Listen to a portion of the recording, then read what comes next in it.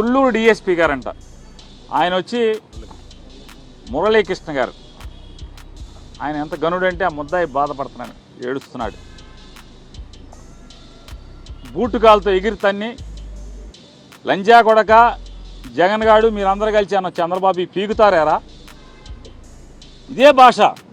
Thullur DSP అతను వచ్చింది ఎక్కడికి వచ్చాడు? ఇక్కడ గుంటూరు పోలీస్ స్టేషన్కి వచ్చాడు. కావాలంటే సీసీ ఫుటేజీలు కావాలంటే ఛాలెంజ్ చేస్తున్నాం. లాలాపేట పోలీస్ స్టేషన్కి వచ్చాడు.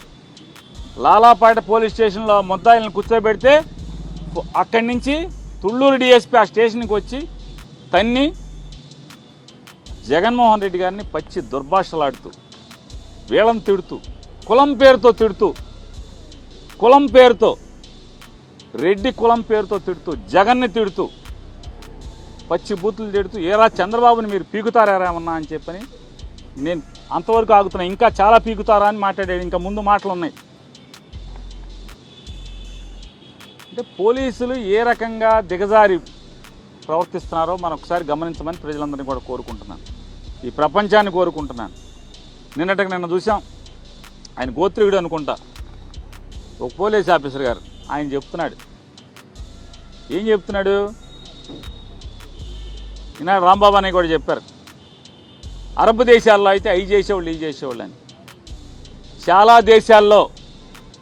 చాలా దేశాల్లో కడప పోలీసులు చేసినట్టు చేస్తే ఈ పాటికి మిమ్మల్ని అందరినీ ఉరేసేవాళ్ళు. చాలా దేశాల్లో తప్పుడు కేసులు పెట్టి చట్ట వ్యతిరేకంగా అరెస్టులు చేసి కోర్టుకు తీసుకురాకుండా కొడుతూ, అంటే బొయ్యిలు ఇరిగేట్టుగా కొట్టి మీరు ముసుగులేసి తీసుకొస్తే కనుక ఈ సోషల్ మీడియా కేసులకి చాలా దేశాల్లో ఉరిశిక్షలు వేసే చట్టాలు కూడా ఉన్నాయి.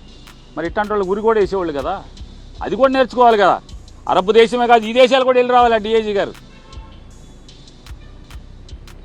ఆయన చెప్తాడు పురాణాలు. ఈ వీళ్ళందరూ అండి, ఈ సోషల్ మీడియా వాళ్ళు, వీళ్ళు వైసీపీకి పనిచేసేవాళ్ళు యజ్ఞం జరుగుతుంటే, అంటే మహామునులు యజ్ఞం చేస్తుంటే కుండలతో రక్తాన్ని, శివుని నెత్తుర్ని పోసేటువంటి రకాలండి వీళ్ళు అంటున్నాడు. ఆయన ఎంత ఫీల్ అయిపోతున్నాడు. గోత్రికుడు కదా, ఎవరు యజ్ఞం చేస్తున్నారు, ఏం యజ్ఞం చేస్తున్నారు, ఎవడ విషం పోస్తున్నారు? చంద్రబాబు నాయుడు పచ్చి దగాగా మోసం చేస్తుంటే నిన్న బడ్జెట్ పెడితే బడ్జెట్లో రాగి కానీ దేనికి ఇవ్వలేదు. ఆయన చెప్పిన హామీలకి సూపర్ 6 అని ఒకటి చెప్పి ఓట్లు అడిగాడు. షణ్ముఖ వ్యూహాన్ని ఇంకోటి ఓట్లు అడిగాడు.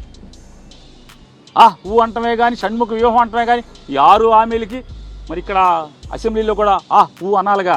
డబ్బులు పెట్టలేదండి చంద్రబాబు నాయుడు మన షణ్ముఖ వ్యూహానికి అని చెప్పని.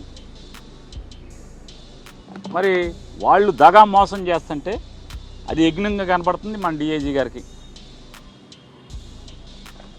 సంపద సృష్టిస్తానని చెప్పని జనాల్ని మోసం చేసి ఓటు వేసుకుని వచ్చి ఇప్పటికీ 50,000 కోట్లు అప్పు చేశాడు. ఇంకా 4 నెలలు పూర్తోలా, ఈ 4 నెలలు పూర్తవకుండా 50,000 కోట్లు అప్పులు చేశాడు. విశాఖపట్నం ఇంకా చాలా చోట్ల స్థలాలకు అమ్మకాలు పెట్టాడు.